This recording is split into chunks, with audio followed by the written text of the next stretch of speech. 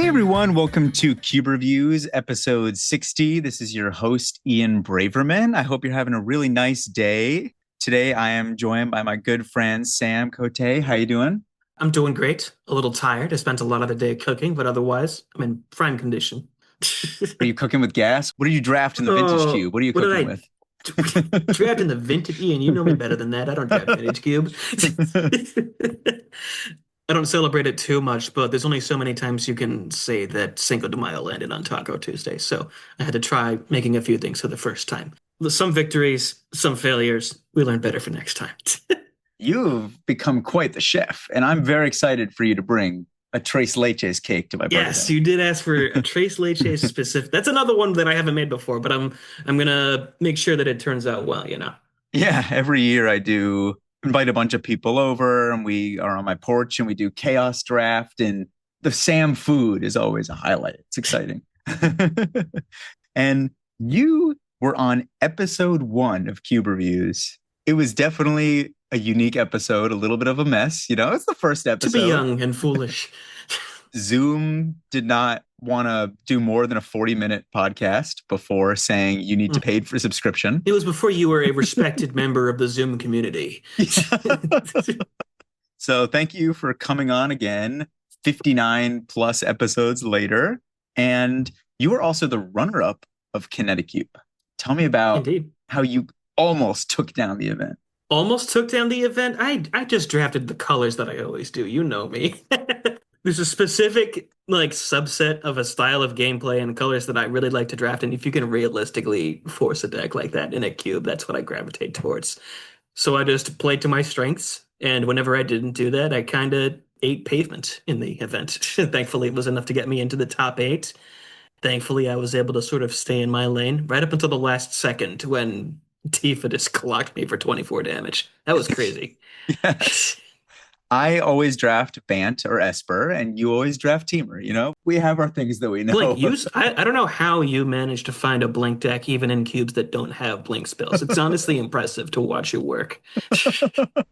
So you've been on the podcast before. You've also been on like Recross the Paths. How about you give us like a brief history of Cube for you? Because you've built many cubes now at this point. I had to force you to build that first one, and now you're hooked. Indeed, it took a good. I don't think you introduced me to Cube, but when you first showed me that, oh, there's more to Cube than just the vintage one, it took you a good 7 years to eventually get me into a position where I'm like, okay, fine, I'll throw something together. The Sam Cube. Exactly. That was the original iteration of the Sam Cube. Up until that point, my exposure to Cube was pretty much just Vintage Cube and then your Peasant and Legacy Cubes. I fondly remember like the unbalanced drafts. It's wild what we got away with back in the day. How like you had Soul Ring, I think, in your Peasant Cube at one point, and We had was it? Soul Ring, I Mana forgot. Yeah, Drain. Mana Drain was in there. Mana Crypt was in one of those cubes too. It was crazy. I remember people casting channel with unexpected potential to drop a progenitus on turn 2, and we all thought it was the most balanced thing ever. It was wild.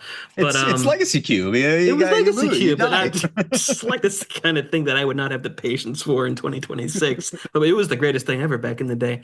So that was a while. That was like what, 5, 6, maybe more years. So that was pretty much my exposure to Cube until like 2022, 2023. I'm like, finally, I'll just put together a Sam Cube, all the cards I like. It was not balanced. It turns out that Fiery Confluence is a very good card. It does a very good job at killing people, and it took me way too many drafts to take it out. But And it's such a good then teamer card. it was, yeah, it was great. You dome them for 6, then you play Snapcaster Mage, and you dome them for 6. It's exactly what I did in the Vintage Cube at Kinetic Cube. It was great. Yes. I tried submitting that for CubeCon back in 2023, back when they still did like the Twitter polls and everything like that.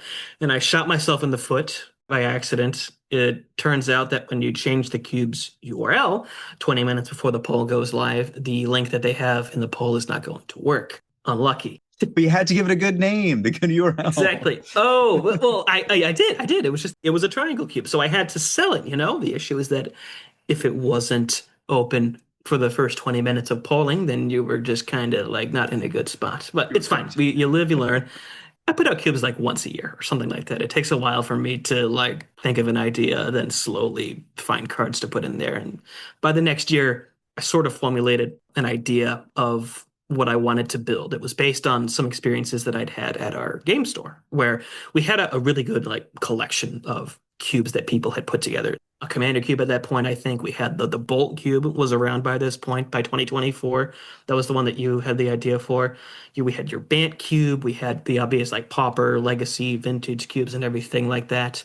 I had finally grown tired of a lot of like modern card design. So many cards, even when they're not like overpowered, they're so wordy. They have so many paragraphs of text that I was like, I've seen people walk in for first time on Cube Night and try to get into the format and just like their eyes start to gloss over the second that they start reading some of the cards in these packs. I've seen and I saw like Eric tried drafting the Sam Cube at some point and he just passed like current to converter or something like that. He didn't want to read it even though it was objectively super powerful, very broken in that environment.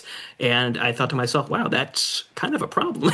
If people are just if they don't want to participate in the draft process as much. So that's where I came up with the idea for the TLDR cube that you've drafted before and that people may have heard about at some point, where pretty much every card has to be cut and dry, straightforward. Only so much text that's allowed on the card. And I thought it would be a good way to sort of occupy what I perceived as kind of a gap, where it was a good opportunity to sort of introduce people to Cube, those who maybe didn't want to read 15 new cards followed by 14 new cards followed by yada, yada, yada, people who could easily digest what was being put in front of them. Then from there, I had the Circle of Life idea, which I won't talk about that one further because it was already on this podcast. And then now I have a new one that I've been working on that will hopefully be in the voting for CubeCon 2026. Yes, that's a great segue because today we are talking about something that I've been thinking about for a while, which is designing cubes to fill gaps in your cube meta or designing cubes for your playgroup.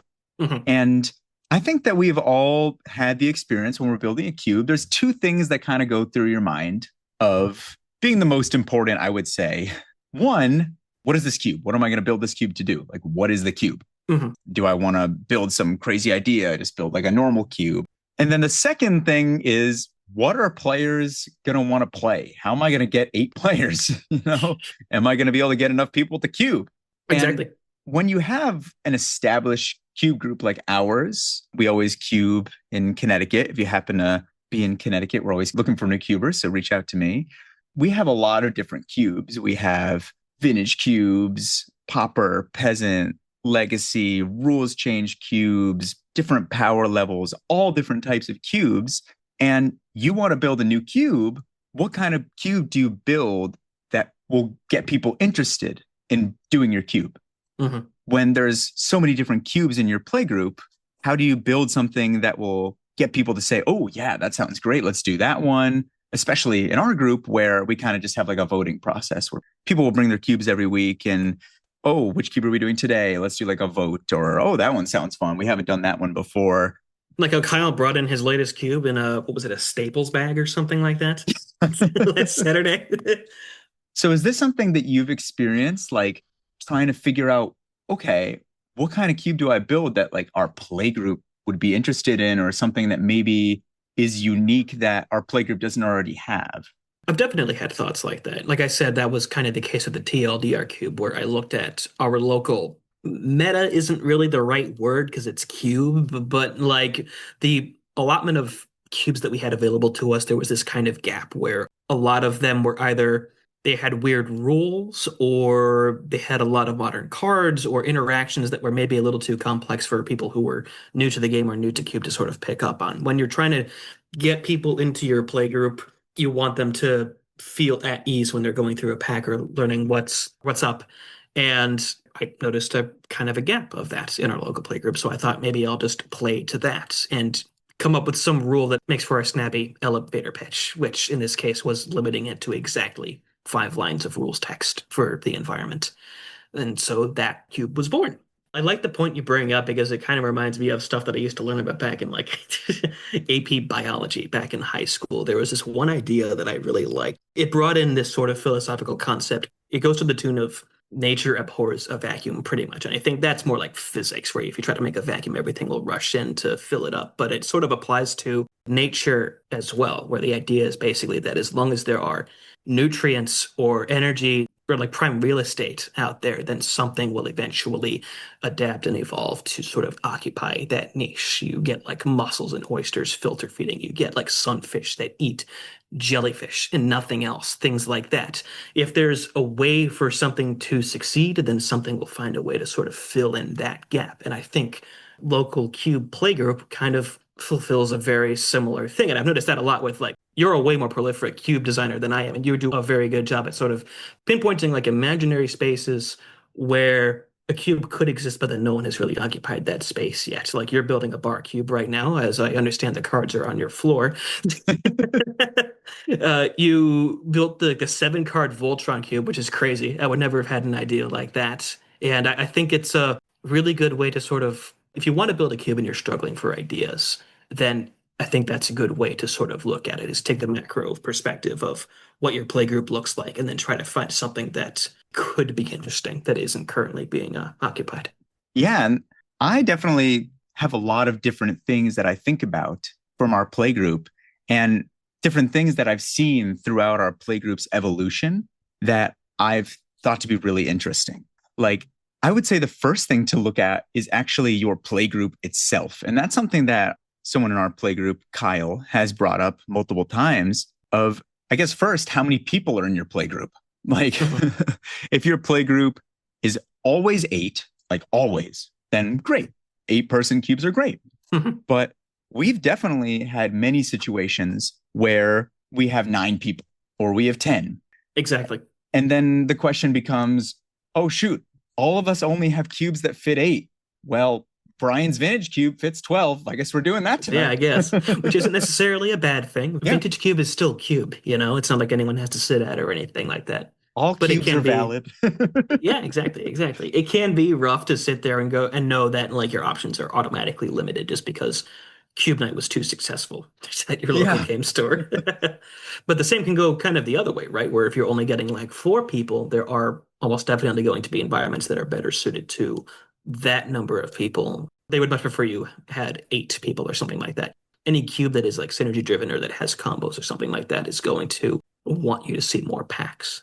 Yeah, like Kyle recently built a 12-person cube, his kinetic cube, and he built it basically with the mindset of, if we have more than 8 players, I'll bring this one out, because most cubes, like we said, don't fit more than 8. And also there are many cubes that, like you said, don't really fit less than 8 well. Like, I would think a good example of this was before you changed your Circle of Life cube to not be a desert cube. Oh, yeah, for sure. Your Circle of Life cube, whenever we would have 6 or 7 or whatever, even less it would be, well, it's a desert cube. We can't draft this because there's a chance that some of the land's proportions aren't right. So I would say definitely look at the size of your group, how often the size fluctuates, and think about what size cubes your cube group has. Like, I know that Hunter and Pearson, they built their 4-person mono blue cube that was specifically for when we had 4. Or I built a tuber for when there was 2. So I think that that's definitely a first place to look. Well, theirs was also, if I remember correctly, also designed for multiplayer experiences, which is a whole nother can of worms. Yeah. Is your playgroup open to that kind of thing of doing multiplayer Magic? Do they want to do a commander cube or something to that tune? Like, personally, I'm a bit lukewarm when it comes to commander cubes. I still haven't tried your peasant one yet, but I can imagine that tastes fluctuate in between playgroups. Yeah, I think that that's a great second thing to look at is most cubes that are built are one-on-one. And like on our playgroup, we have basically only one-on-one cubes, but we have a couple multiplayer cubes, and we've had more in the past. And it's like a fun thing to jump into once in a while. Like, I have my Pauper Commander cube. Micah also has a Pauper Commander cube. I have my Gold Rush multiplayer cube that's all built around treasures and multiplayer crazy magic. And Tom also had his multiplayer cube that was I think mostly mono blue or something. That was a while ago. Oh my Uh, God. Yeah, you had me going for a second there. I'm like, Tommy? You mean oh yeah. the guy who never cubes with us and just plays standard every Saturday, Tommy? What are you talking about? No, isn't this the guy who had like a pet shrimp that lived in a jug and he brought it to the store one Yes. time? Yeah. That Tom. I forgot about him. I I wonder how would he's doing. definitely say that multiplayer cubes are a great place to look because when you're deciding, oh, what do we do tonight? Maybe, especially if you have 12 people, 8 people could do an 8 player cube. And then if you have an extra four, oh, let's do this 4 player multiplayer cube. Why Uh-huh, not? uh-huh. In a future episode, spoilers, I'm having Mental Misplay on, and Mental Misplay has their 8 player crazy multiplayer wild cube that we did at CJ's event. And that was a blast. I'm Mhm. very excited to talk to them more about that cube. But I think that's a really fun way to build a cube too. The next thing I would definitely say is really important is like looking at the complexity of the cubes in your cube group. Like you brought it up with your TLDR cube, and I did a similar thing with my say less cube, where all the cards have to have 10 words or less. I've definitely come to cube night before and been like, Mhm. I'm tired. I don't want to read cards. Have you had that Yeah. experience before? Just jam something. Oh, yeah, for sure. Like there have been times when people were like, "Hey, Sam, did you bring a cube?" And I'm like, "I really don't want to draft the Circle of Life tonight, guys. If you don't mind." That's way over my head right now. Or Kyle brings his control cube, and I'm like, I don't have the brain for that right now, That one is guys. so What do you mean? That's so relaxing. It's And so maybe I'm just used to relaxing. playing blue-red decks in like every format ever. But I love control mirrors, dude. You just like wait till their end step. You play commence the end game, and then they can't do anything. True, it's uncounterable. Yeah, you just draw 2 cards, make a guy, and the ball's in their court. Or you just draft mono red in the cube.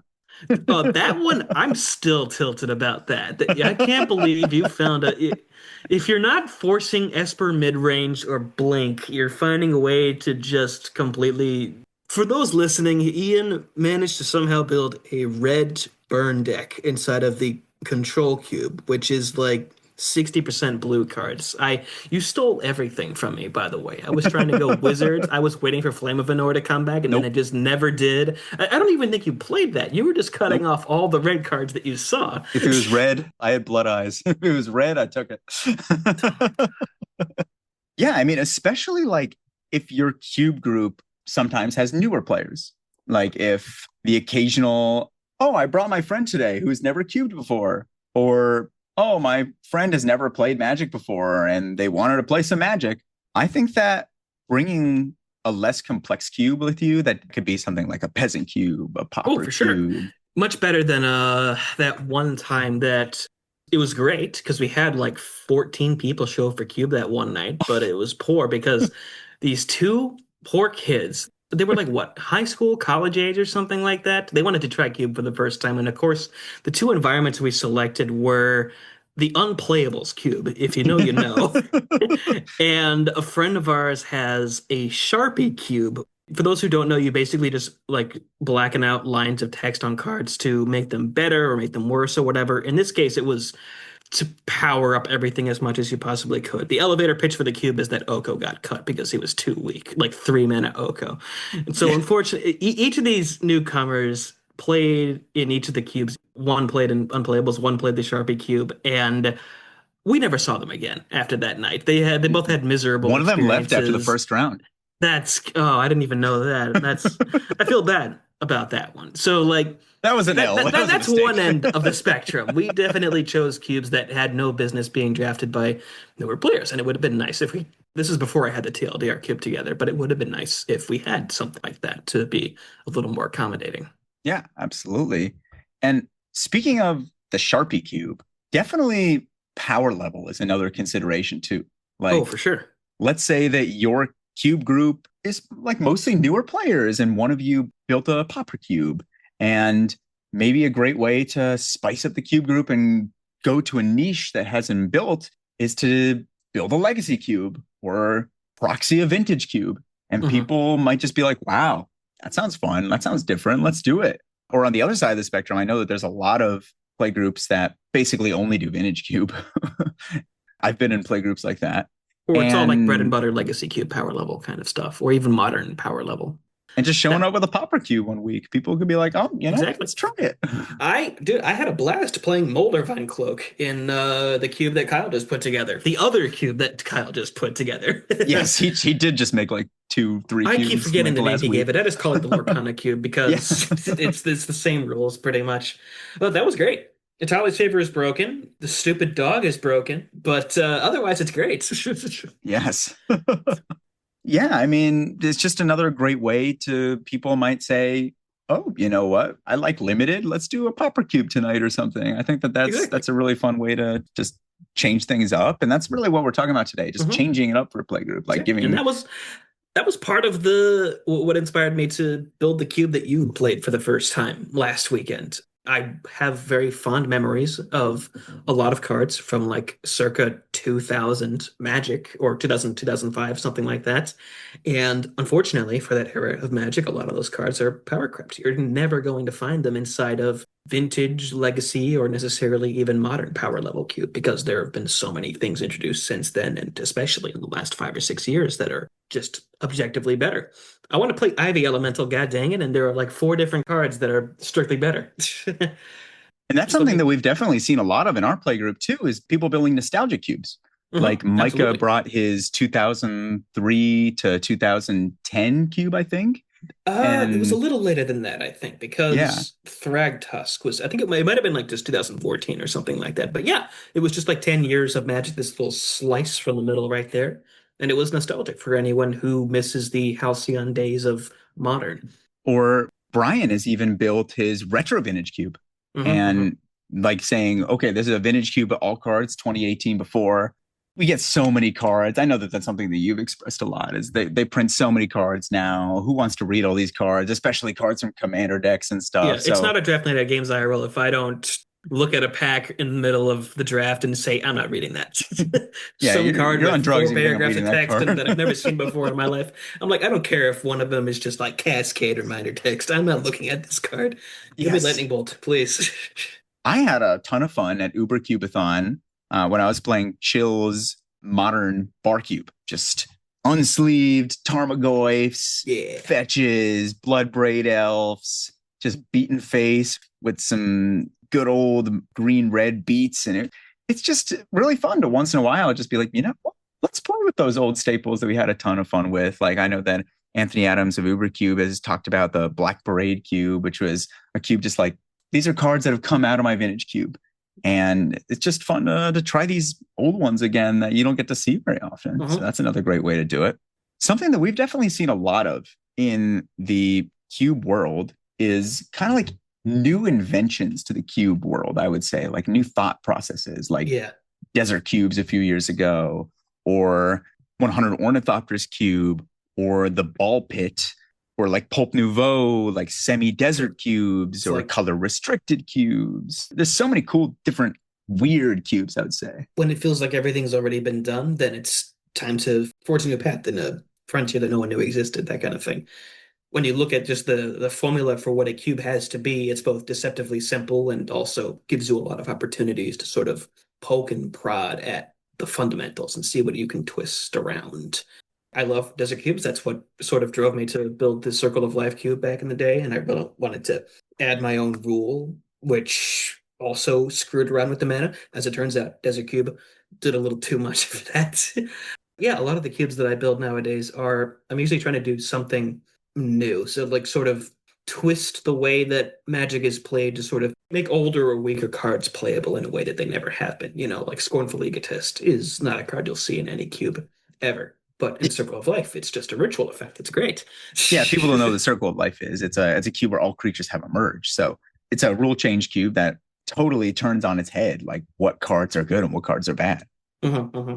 And I would say one precaution that building a cube like this, I have definitely seen when this can go wrong. Like I Oh yeah. remember in college, I felt so bad. Oh, Justin I think brought I the know what you're. uncube, Oh no, and yeah. it just we never played it. He I only felt brought it bad like because once or twice. It's just in hindsight, we should have absolutely drafted it once, but just yeah, I don't it's know. like You can build a crazy idea, but it goes back to point one that we said right at the beginning. There has to be people who are interested. I would say And that the that's fact of the matter important. is that most of our group just never really liked the idea of silver bordered cards at the time.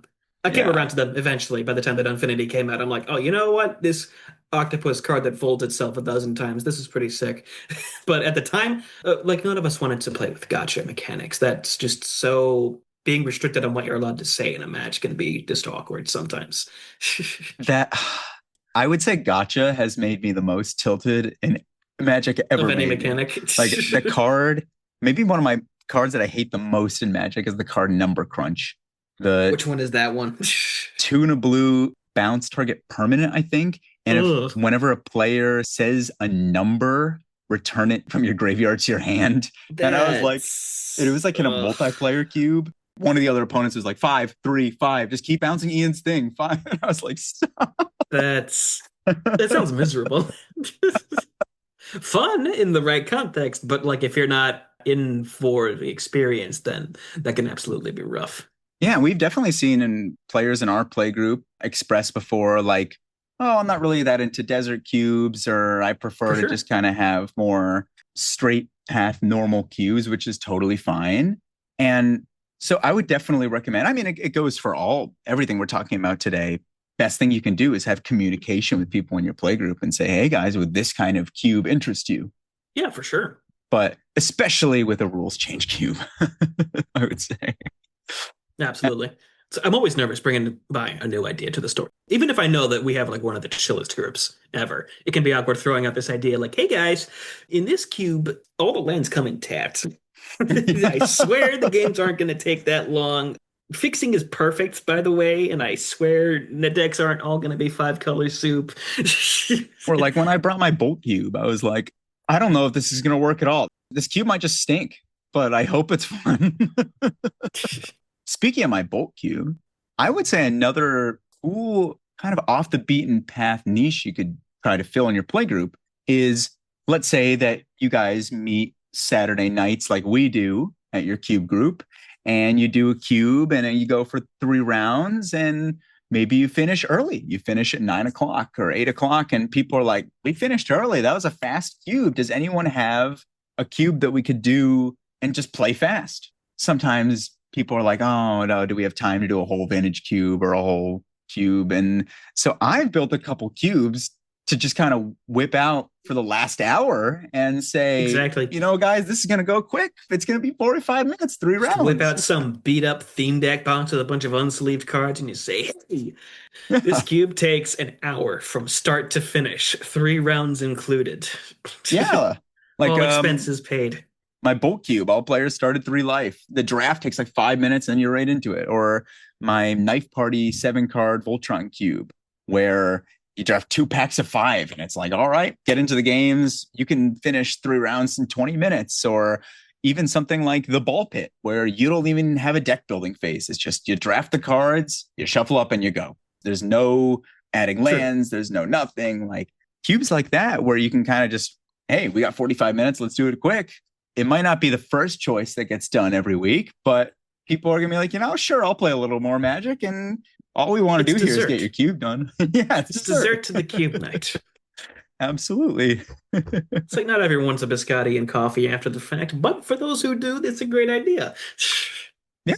So, what other techniques do you apply, Sam, when you're thinking about Techniques. when You're the you're professional, Ian, not me. I I'm don't the have like professional. techniques when it comes to building cubes. Read my No, textbook. I always like to keep a pulse on like what cubes are available, what people have been drafting. I try to pay attention to what people generally like to play. Like unfortunately, Brian in our group, he really likes vintage cube and everything like that. And unfortunately, that sort of clashes with some of the things that I tend to build. Like rules change, emblem cubes don't quite necessarily gel with what he likes to do. So it's always important to balance like this goes beyond the topic of the podcast, but like just in general, it's important to balance the kinds of cubes that you draft at your local play store to make sure everyone has the chance to play the kind of Magic that they want to. I'm not a huge vintage cube person, but any cube is better than no cube, you know? So Yeah. I'm more than happy to jam that every few weeks. This is tangentially related to the topic, and it's something that I have always been terrible at. is naming your cube something interesting. Most of my cubes are named I'm like still working on the Ian's name for. proliferate cube and like Ian's Bant cube. And like, I can't think of good names, but having a good name for your cube could be a way to just be like, hey guys, I brought the chocolate surprise cube. And people are like, no idea what that means, but let's do Spicy it. ramen? What's that? Yeah.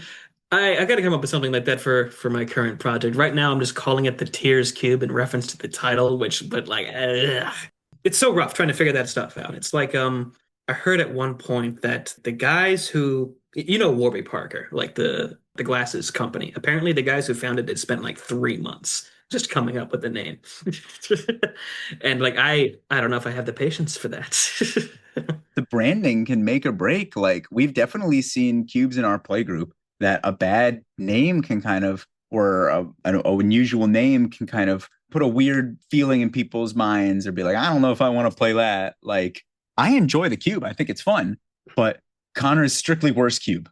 Like you hear the name Strictly Worse, and everyone in I our play group is like, it's Strictly it Worse. In his defense, it does what it says on the box, but I Yes. see what you're going, where people will have people who don't know what a strictly worse card is in Magic might hear that and associate it with negative connotations. Like, oh, the cards are just bad. Why would I touch that? I say this as like I just put together a cube that has Ivy Elemental inside of it. So Hey, that's a great card. I don't know. I that is one And Eternal way Master is to. common. That was a great card.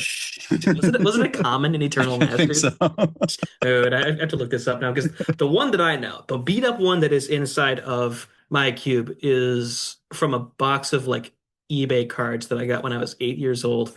And it's near and dear to my heart. This is one of the Mm-hmm. cards that got me into elementals as a creature type in Magic. Oh my God. Yeah, it was a common in Iconic Common and Masters. iconic masters. Yeah, yeah. And it was originally a rare in Odyssey, just Wow. to paint a picture for how far Magic went just in, what is this, 15, 16 years from 2001 to 2017. Would you It's take an crazy. Ivy Elemental in like Strixhaven draft? Would you even take it in a draft? I probably not. Like I said, there are like, if I had to put money down, I'd say at least two, possibly three, like strictly better versions of Ivy Elemental in circulation right now. The idea of just like you pay X, you put counters on a thing is just so like ubiquitous nowadays. Yeah. Even just what is it? Endless One from Zendikar the second or whatever it was. It's just X. No, Yeah. no green needed. So I don't know how other play groups decide what cubes they're going to do, but ours, we basically just do like a vote. Like what Mhm, cubes do people want to play that day? mhm. And so having a good name helps. But also, people, when they're saying what their cube is, you usually have like 10 seconds in our play group. It's like, oh, and I brought my Bant cube that Oh, it's only more or three less. colors. And so I would Exactly. And say you're not building even like a elevator pitch is a good idea. oh, for sure. And that's something that I personally struggle with, getting people on board with the cube that I have. I got a little better with it when it came to the Circle of Life, but the original Sand Cube, I had nothing. It was just a cards I like cube. Like that, Yeah. that's it. Yeah, I It's like like, oh, cards I like. there's artifacts, I guess, but pe people don't know what kind of cards you like, you know? So it's hard for them to gauge whether that's a good thing or a bad thing that you put in cards you like. Yes. Man, it's just because I've known you for so long. I'm like, Sam cards he likes? I like cards that Sam likes. What's that? Snapcaster Mage? Oh, Restoration Angel? Yo. Yes. Sam, how about we do a pack one, pick one from your new cube, the Tears in Rain?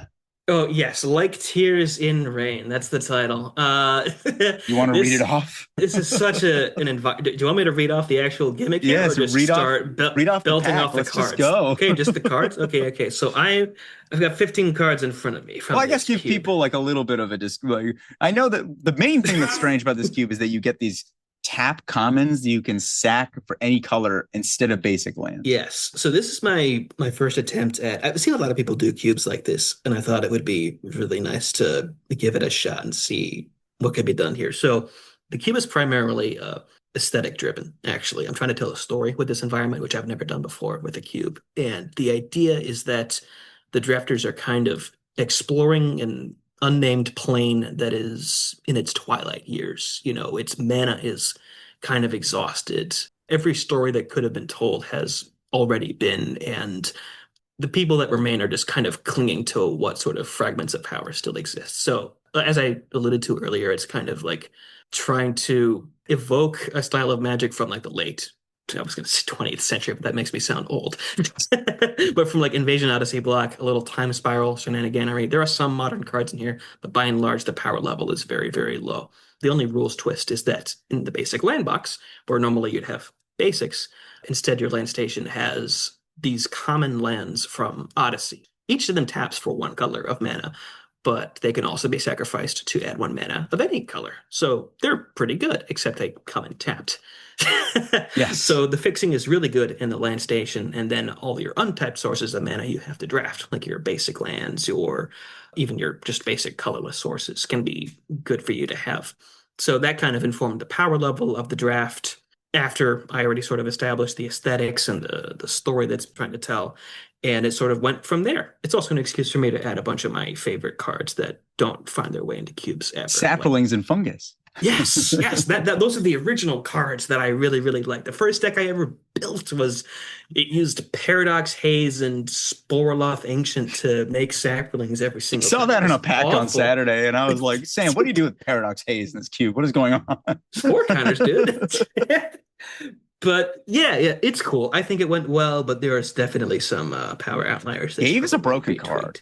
Gabe, I am so disappointed that Gabe was broken in there. I just want him to be in a cube at some points. And before we Anyways, jump into this pack one, pick one, another kind of cube that you can definitely build, like a Vorthos inspired cube that can really capture people not only by the mechanics of the cube, but by the storytelling. Like you were saying, like I've absolutely. been very captured by something like Dragons of Winter's Night or the Fey Cube, the Horror Cube, and Amonkar is one of the classics as well. Amonkar. Shout out to Bones, May, Anthony Adams. That kind of cube, I think, is also a really great way to get your drafters interested by a story. Not that you should need an excuse to run things like Ivy Elemental in your cube, anyways, but if it helps tell you a story, then that's a great excuse. Yeah. Should we jump into the pack one, pick one here? Sure thing. Without telling people anything about the archetypes, except I guess we spoiled Saplings already. Here's the pack one, pick one. We got Repair and Recharge. It's a sorcery from Brothers War. It costs 5 mana. It's in white. Lets you return an artifact, enchantment, or planeswalker from your graveyard to the battlefield. And then you make a tapped Power Stone token. Power Stone. Everyone remembers what those do. Yeah, they do. It's a pretty straightforward card type. It adds mana, but you can't spend it on non-artifact spells. You cast your artifacts, you activate your abilities, you do a lot of stuff with it. You can activate your Skyclave Shadow Cat. Yeah, that's the second card. This is a Hill Giant in black from Zendikar the Third, I think. Yes. That lets you pay 2 and sacrifice another creature to put a counter on it. And then whenever a creature you control that has a +1 counter dies, you draw a card. Very That's straightforward. It's pretty good. It's not bad, not bad. And then after that, we have another card that I've been trying to shove into cubes for the longest time. I just haven't found the space for it. It's called Patasia Viper. Bonus points if anyone listening to this podcast can tell me what that card does without looking it up. Is this from the same cycle as Court Hussar? Yes, I believe it is. Oh, yeah. And also, there was a blue one that gave your things like Shroud for the turn or that kind of thing. It's a really cool cycle. I love it. But this card never gets played. It's in green, and it's a 2/1 flyer, which, like, you don't get those too often. When it comes into play, you also make 2/1/1 snakes. So it's not bad stats for the cost. You get a 4/3 for 4 mana, and this is from this. Shoot, I'm going to screw it up. Dissension? Yeah, is this Dissension? Okay, I always mix up the original Ravnica block set symbols. Yeah, this is from 2006. So those were good stats for the cost. I mean, but it's like a siege game commander. It's pretty good. Exactly. But if you didn't spend blue to play it, you sacrifice it when it enters. You only get the 2 snakes. Cool card. Mm-hmm. After that, we have Fester Creep. It's an elemental. This art is wild. Like, what is this thing? It's worms, dude. Worms and flies and there's fog or something like that. I love this. Yes. It's a 2 mana 1/1 from Morning Tide. No, Now it's a that 2 mana one 0/0. true. It's a 0/0. It just comes in with a +1 counter, and then you can remove that +1 counter, also paying more mana because this is from 2008 to give all other creatures -1/-1. So it's This kind is of from like the cycle's Fertilid, right? This is similar to Fertilid. a lot of the elementals just had abilities like that. I don't Oh, know if it okay. was a dedicated cycle from then, but yeah, cool card. It's a delayed nausea. Yeah. After that, we jump forward 15 years to Yeah. Bogardan Dragonheart, This which card's is good. This card's this. I had this the other day and it was great. It's a gray ogre in red, and you can sacrifice another creature to turn this card, Bogardan Dragonheart, into a 4/4 flyer with haste until the end of the turn. and flying. Oh, and flying. Did I miss flying? Oh yeah, it gets flying, by the way, for anyone It listening. becomes a volcanic hellkite or something, or a volcanic dragon, something like that. Something like that. But yeah, very good card. The other night when we were drafted, I was just making a saproling for 4 mana every turn with Selesnya Guildmage and sacrificing it to make this guy a 4/4. It was This great. card slapped an MH1 draft. Was that MH1 that it was in? I got the Jumpstart Hmm. version in front of me Yeah. right now.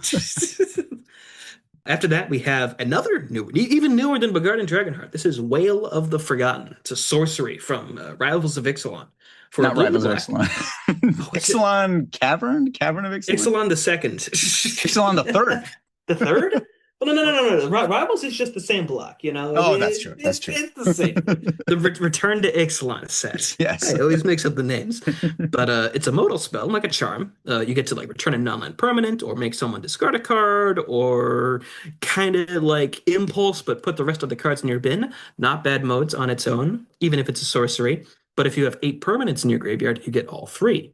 So I that's had pretty that turn good. on Saturday. It was pretty good. I saw it from the corner. It's really, really cool. It sort of plays into the rule of the cube where you can sacrifice your lands to power out other stuff, and in this case, fuel your graveyard to make your spells more potent. Hmm. After that, we go back another 20 years or so to a card called Plague Dogs, which I don't know how good it is in here, but I would like to see it do things. It is a 5 mana 3/3. When it dies, all creatures get -1/-1 till end of turn. It's like Fester Creep, it's another delayed smother. Then you can pay 2 and sacrifice it to draw a card. It's like a clue. This guy, you have all these like cards that are like the brothers or like the forgotten sister from a cycle. Like this is like Yavimaya Elder, right? Oh, wow. Now that you mention it, I think it is. I didn't realize that was a broken cycle. Urza's Destiny. That's right. I always forget the name of Yeah, they're from the this same cycle. set. Yeah, it's from the same set. It's the cycle. I didn't even put that together.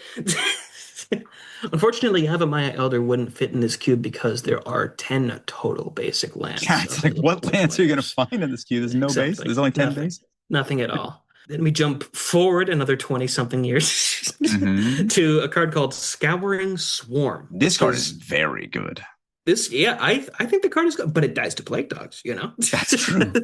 It's in Golgari. It's 3 mana for a 1/1 flyer. Whenever you sacrifice a land, you make a tapped copy of Scouring Swarm if you have 7 land cards in your graveyard. Otherwise, you just make a 1/1 black insect token. Still pretty good, especially in an environment where flyers tend to be not too bad. It offers players a question. If you play this and then you sacrifice all your lands, because all your lands have a sacrifice ability on them, you could at once make a lot of 1/1 flyers, but you leave yourself very, very vulnerable because you now don't have lands anymore. Do you open yourself up to getting absolutely blown out by Plague Dogs and Fester Creep, 2 very popular cards from Magic's history? Or do you sort of play it safer and just make a few insects at a time, maybe using them as a resource for something else? Flyers are good. Flyers are great, as we'll see a couple cards down.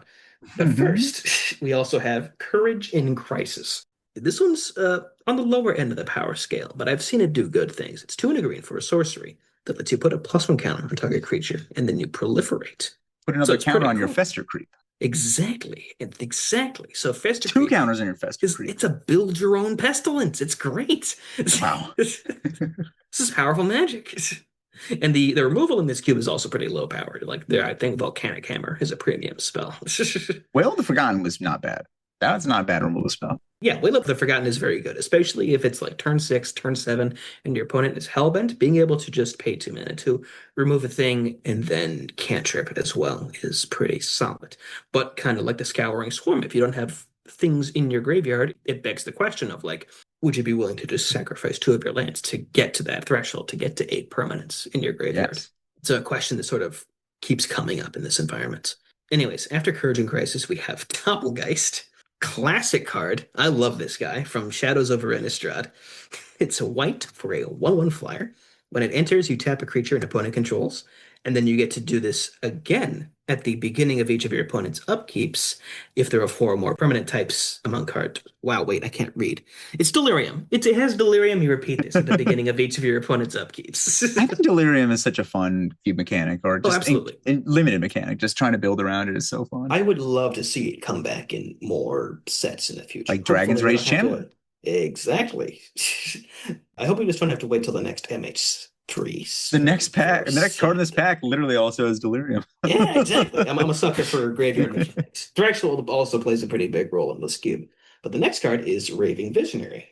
2 mana 1/1 that lets you pay a blue and tap it to loot. Not super great for a card to this effect. A lot of the time you also get to attack and you don't have to pay extra mana for that kind of thing. But then it has Delirium, which grants it another ability. And this time you just pay 3 mana to straight out draw a card.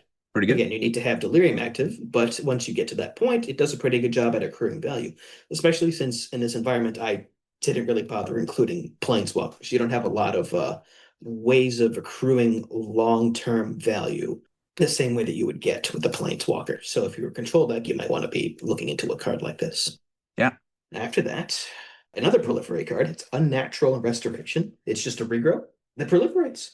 Simple, easy. Return to a permanent card, though. What did I say? Just a card? Oh, sorry. It's not just a regrow. I lied. I can't read. Fun fact about me. Yeah, it's just a permanent card, but thankfully, a lot of the cards in this cube are permanents. But even so, it's cool. Your Festa Creep now has 3 counters on it. You can wipe the board 3 times. Those Patagia Vipers didn't know what hit them. And Unless, later of on in course- the pack, we're going to be saying, what are we going to just say it now? Mycologist to put more spore counters. Oh, you're spoiling the end. That's the best card in the pack, Ian. First, we have Might of the Masses, which is kind of just a classic pump spell. I wanted something in here that allows you to benefit from tokens in the combat trick sense. Just a green, instant. Pump something equal to the number of creatures you control. Easy way to push through the last 4 or 5 damage that you need to at the end of the game. A classic. A classic. Up next, we have, oh wow, I didn't realize how many proliferate cards were in this pack. It's Unbounded Potential from MH2. For 2 mana, you get to support 2, put 2 counters on things you control, or just 2 things in general. Or you could proliferate, but then you can just entwine that for 4. I think Entwine's super fun. Now we're at the last card in the pack. The This best is another card. card that I just wanted to shoehorn in here and hope it does well. It's called Mycologist. It's an uncommon from Future Sight. Future Sight. I'm all over the place with the set names tonight. It's a 0/1 for 1 and a white. At the beginning of your upkeep, We're you put getting powerful already. It's a spore counter, Ian. Hold your horses. At the beginning of each of your upkeeps. Then you remove 3 of those 4 counters to make a 1/1 sapling. Very powerful magic. But wait, there's more. It does 3 things again. And this is bear in mind, 2007. Cards didn't do 3 things back in 2007. It's an engine and a payoff. Exactly. Fire design way ahead of its time. It lets you sacrifice a sapling, the thing you just made, to gain 2 life. That's OP. So you play this on turn 2, and then turn 5, you're going to get a 1/1. And then you can block and then sack it to gain a life. The game's Unless over. you play Unbounded Potential. It's great. You get to proliferate the spore counters. Oh my gosh. And then I can do a turn 4, get a 1/1. It's over. You joke, but I had a Thallid Shell Dweller out the other night, and it was a genuine problem for my opponent. I have no idea what that card is. You don't know Thallid Shell Dweller, limited all-star? It's pretty close to Mycologist, actually. It's 1 and a green for 0/5. Same first 2 paragraphs of text. To get spore counters, you make saplings, and that's it. Oh, it's got Defender, too. It's a 0/5. It's got a big butt. Yeah, exactly. Does a great job at blocking things. Too bad one of my opponents played a Skizix after the fact, and I'm like, I can't block anymore. So what do you think of this pack? What are you thinking here? I think it's okay. I'm looking at 2 cards. I think I may hint it. I think I'm also looking at 2 cards. One of them is multicolored, so it asks a little bit of you.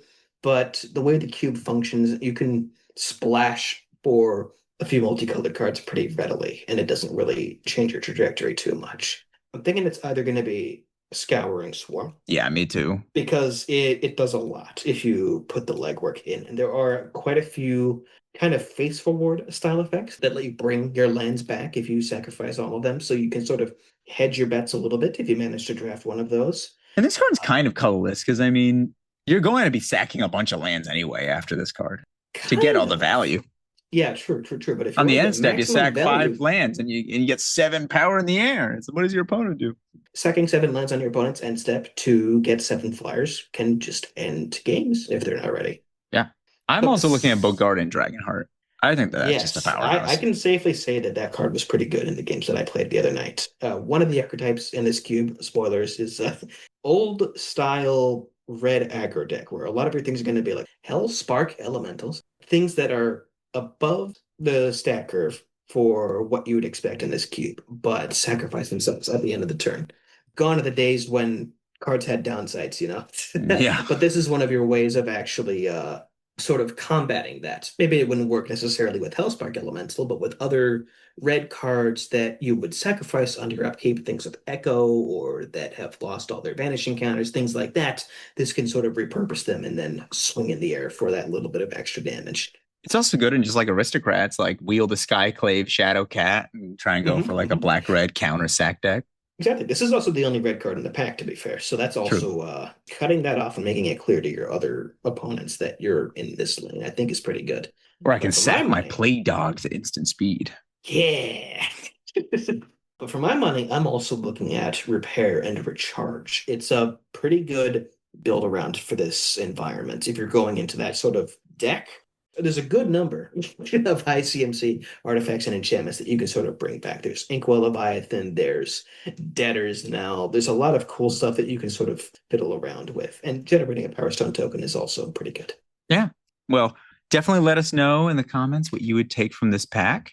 Yeah, thank you for coming on, Sam. I think we hit a lot of great topics here. I hope it was helpful to people when they're thinking about what cube do I build to break into the cube scene of my play group.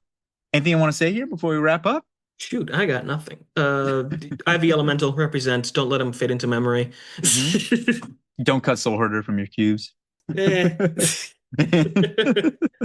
Thank you all for listening. Please like, subscribe, follow. Stay tuned for more episodes, and see you all soon.